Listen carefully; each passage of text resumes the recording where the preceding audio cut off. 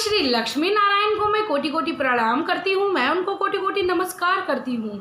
आइए दोस्तों, वास्तुशास्त्र के अनुसार यदि सूर्यास्त के समय ये कार्य किए जाते हैं तो घर में घोर मनुष्यत के साथ साथ गरीबी दरिद्रता भी आती है। दोस्तों, हमें ये कार्य भूल कर भी नहीं करने चाहिए। तो दोस्तों, आज की वीडियो बहुत ही इम्पॉर्टेंट होने वाली है। महिलाएं इस वीडियो को अवश्य देखें, क्योंकि ज़्यादातर जो समय रहता है वो महिलाओं का ही घर में बीतता है।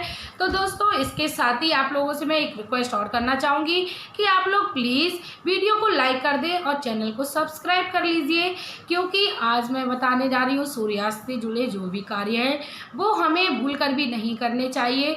और सूर्यास्त के समय ऐसे कौन से कार्य हैं जो हमें करने चाहिए जिससे हमें माँ लक्ष्मी की प्राप्ति हो, हमारे घर में सुख संपदा के साथ साथ यश कीर्ति भी आवे। जी हाँ दोस्तों, अब मैं बात करती हूँ कि सबसे पहले मैं बात करती हूँ कि सूर्यास्त के समय कभी भी हमें पलंग पकड़कर नहीं बैठना चाहिए। दोस्तों, ऐसा करने से हमारे घर में माँ लक्ष्मी का वास नहीं होता है। माँ लक्ष्मी जो है वो क्रोधित हो जाती है, क्योंकि सूर्यास्त का जो समय है वो भ्रमण का समय होता है। इस समय सारे देवी देवता अपने भ्रमण के लिए निकलते हैं। तो यदि हम लोग ये कार्य करते हुए भगवान को मिलते हैं तो भगवान बहुत ही ज़्यादा क्रोधित होते हैं, क्योंकि भगवान हर जगह व्याप्त हैं। हालांकि हमको दिखते नहीं है, लेकिन भगवान जो हैं वो सर्वव्यापी हैं। इसीलिए हमें ये कार्य कभी नहीं करना चाहिए। कभी भी भूल कर भी हमें सूर्यास्त के बाद किसी को दही नहीं देना चाहिए, चाहे वो अपना पड़ोसी ही क्यों ना हो, क्योंकि दही का जो वो संबंध है वो शुक्र ग्रह से है, खाद्य सामग्री में आता है और उसे कभी भी हमें नहीं देना चाहिए, क्योंकि शुक्र ग्रह जो है वो यश कीर्ति के साथ साथ हमें वैभव देने वाला है। लेकिन दोस्तों, जब हम ये कार्य किसी और को करते हैं तो हमें ऐसे करने पर हमारा शुक्र ग्रह जो है वो कमज़ोर होता है। तो इसीलिए भूलकर हमें किसी को दही भी नहीं देना चाहिए।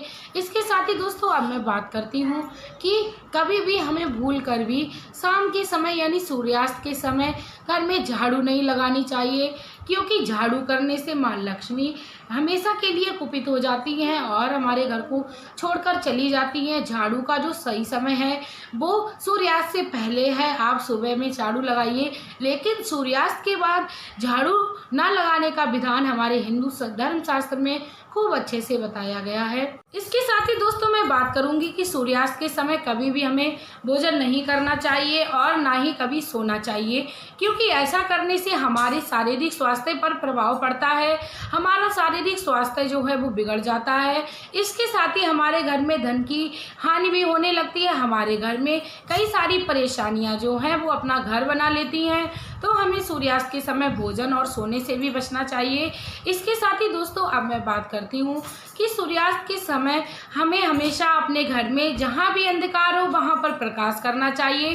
अपने घर के सारे खिड़की दरवाजे खोल देने चाहिए, क्योंकि सूर्यास्त के समय सारे दिव्य शक्तियाँ भ्रमण के लिए निकलती हैं।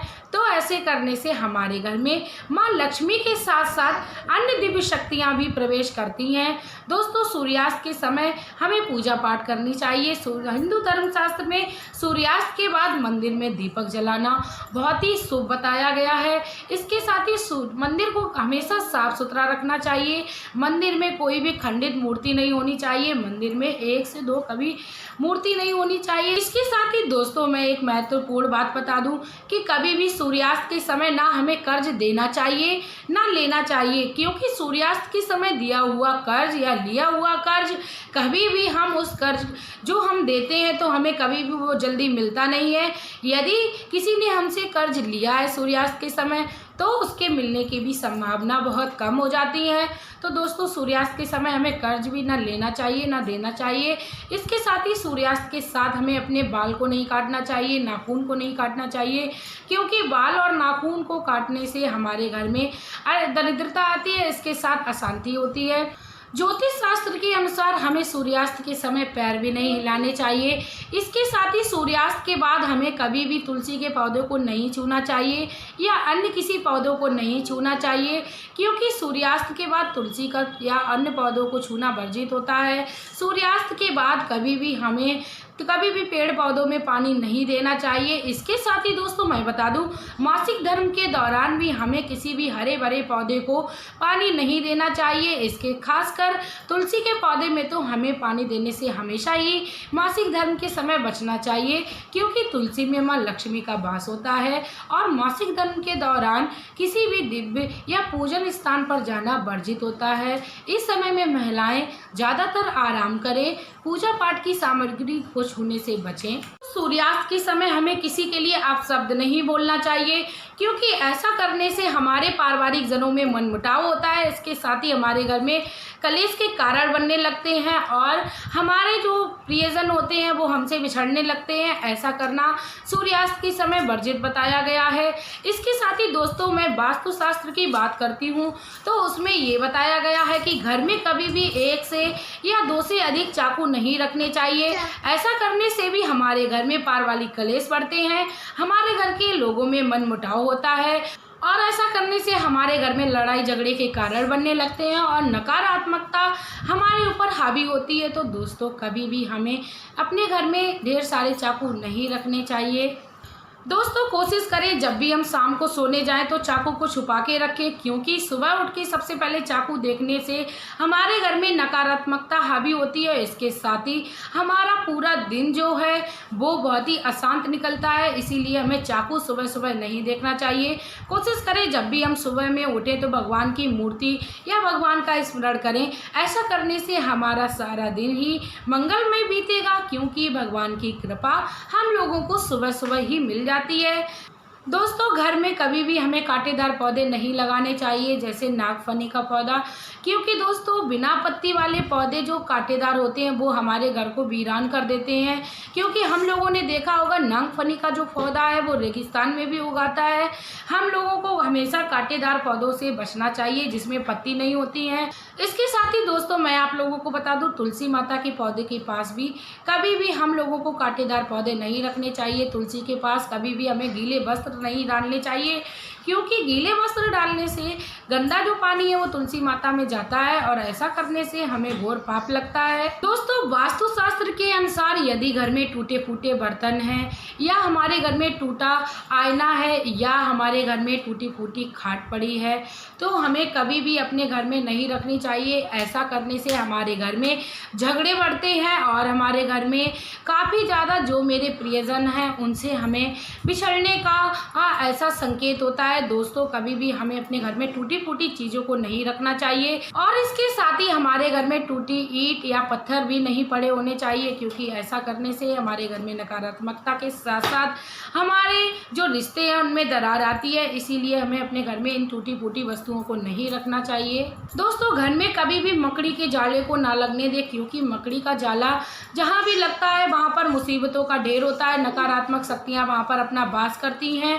इसके साथ ही दोस्तों मैं बता दूं, कभी भी मेहंदी का पौधा या अमरूद का पौधा अपने घर में नहीं लगाना चाहिए, क्योंकि ऐसा करने से हमारे घर में नकारात्मकता आती है। हमेशा ही हमें सुगंधित जो तेज सुगंध वाले पौधे हैं अपने घर में नहीं लगाने चाहिए, क्योंकि ये हमेशा सुगंधित पौधों में ये जो है वो नकारात्मक शक्ति हावी होती है और नकारात्मक शक्ति आकर्षित होती है। इसीलिए हमें अपने घर में कभी भी मेहंदी के पौधों या कोई सुगंधित पौधे जो तेज सुगंधित पौधे हैं उन्हें नहीं लगाना चाहिए। के साथ ही मैं बात करती हूँ कि पीपल और बरगद के पेड़ को भी हमें कभी अपने घर में नहीं लगाना चाहिए। यदि कहीं ये भूल से बरगद का पेड़ या पीपल का पेड़ हमारे घर में लग जाता है तो हमें उसकी पूजा पाठ करके तुरंत ही वहाँ से हटा देना चाहिए। उसको कहीं ज़मीन की मिट्टी के अंदर या बहते हुए पानी में प्रभावित करा दें। दोस्तों हमें कभी भी अपने घर में सूखी तुलसी नहीं रखनी चाहिए। यदि किसी कारणवश हमारे घर में तुलसी सूख जाती है तो हमें हमेशा उसे बहते हुए जल में, नदी नहर में प्रभावित करना चाहिए। इसके साथ ही हमें कभी भी केले का पेड़ ज़्यादा बड़ा अपने घर में नहीं लगाना चाहिए, क्योंकि ऐसा करने से दिव्य शक्तियाँ क्रोधित होती हैं। तो केले के पौधा हमेशा हमें यदि घर में लगाएं तो पूजा के लिए छोटा सा लगाएं, अन्यथा हमें बड़े पेड़ को नहीं लगाना चाहिए। जूठे बर्तन भी हमें ज़्यादा देर तक अपने घर में नहीं रखने चाहिए, क्योंकि जूठे बर्तन हमें कंगाली का संकेत देते हैं। इसीलिए हमेशा हमें जूठे बर्तन जो हैं वो साफ़ करके तुरंत ही रखने चाहिए। इसके साथ ही किचन को भी हमें साफ़ सुथरा रखना चाहिए। कभी भी किचन की चीज़ें अस्त व्यस्त नहीं पड़ी होनी चाहिए, क्योंकि किचन में माँ अन्नपूर्णा का वास होता है और जिस घर में भी किचन को वो व्यवस्थित ढंग से नहीं किया जाता है, उस घर में अन्नपूर्णा माँ जो है वो क्रोधित हो जाती हैं। तो किचन को हमेशा हमें सच के संवार के रखना चाहिए। अनजान व्यक्ति को पति पत्नी के रूम में नहीं जाना चाहिए और ना ही उसके कमरे में हमें चप्पल पहन के प्रवेश करना चाहिए, क्योंकि ऐसा करने से पति पत्नी के बीच में जो संबंध होता है उसमें मनमुटाव होता है। 12 बजे के समय हमें कभी भी आईना नहीं देखना चाहिए, ना ही कभी अपने शरीर में मेकअप करना चाहिए, ना सेंट परफ्यूम का इस्तेमाल करना चाहिए, क्योंकि रात 12 बजे शक्तियाँ जो हैं वो आईने पर हावी होती हैं, आकर्षित करती हैं और हमारे घर में जो है वो नकारात्मक शक्ति रात में प्रवेश करती है। इसीलिए हमें रात के समय इन कार्यों को करने से बचना चाहिए। दोस्तों, रोटी बनाने के बाद कभी भी हमें जलते हुए तवे पर पानी नहीं डालना चाहिए, क्योंकि ऐसा करने से राहु दोष उत्पन्न होता है और हमारे घर में जो है वो पारिवारिक कलेश बढ़ने लगते हैं और हमें इसका बहुत ही गलत परिणाम भुगतना पड़ता है। तो वास्तुशास्त्र के अनुसार यदि जिस घर में पति पत्नी बहुत ही प्रेम को सूर्यास्त के बाद घर में रहते हैं और एक दूसरे के साथ समय बिताते हैं, भगवान श्री कृष्ण कहते हैं कि उस घर में मैं हमेशा ही वास करता हूँ। जिस भी घर में सूर्यास्त के बाद यदि पत्नी रोती है तो उस घर में मैं कभी भी भूल कर भी वास नहीं करता हूँ। कभी भी स्त्रियों को सूर्यास्त के समय रोना नहीं चाहिए। दोस्तों, कभी भी हमें अपनी अलमारी में कटे फटे नोट तिजोरी में नहीं रखने चाहिए, क्योंकि रुपए में माता लक्ष्मी का वास होता है। माँ लक्ष्मी कटे फटे नोट को देखकर बहुत ही क्रोधित होती हैं, बहुत ही नाराज होती हैं। तो कटे फटे नोट हमेशा ही हमें अपनी तिजोरी से हटाकर दूर रखने चाहिए। तो अब मैं बात करती हूँ कि यदि स्त्रियाँ सुबह में जल्दी स्नान करके पूजा पाठ करती हैं तो उस घर में हमेशा ही माँ लक्ष्मी का वास होता है। इसके साथ ही स्त्रियाँ एकादशी, पूर्णिमा, अमावस या शुक्रवार या सोमवार का कोई भी व्रत करती हैं तो इससे भी उनके घर में हमेशा शांति रहती है, पारिवारिक कलेश कभी नहीं होते हैं। इसके साथ ही उनके घर में धन की वर्षा होती है, क्योंकि माँ लक्ष्मी जब प्रसन्न होती हैं तो उनके घर में धन का होना बहुत ही निश्चित हो जाता है। तो दुनिया अपने सुखमय जीवन को जीने के लिए शुभ कार्य को करती रहें और माँ लक्ष्मी अपने दोनों हाथों से उन पर प्यार करुणा के साथ साथ धन संपदा, यश, कीर्ति, विद्या लक्ष्मी को लुटाती रहें। तो दोस्तों, हमें इस कार्यों को अवश्य करना चाहिए और सूर्यास्त के बाद जो भी कार्य है जो हमने अपनी वीडियो में बताए हैं वो कभी भी भूल कर भी ना करें। दोस्तों, यदि मेरी जानकारी आप लोगों को अच्छी लगी हो तो प्लीज़ अपने मित्रों और प्रियजनों में शेयर करें, क्योंकि मुनाफा सभी को होना चाहिए, फ़ायदा सभी को होना चाहिए।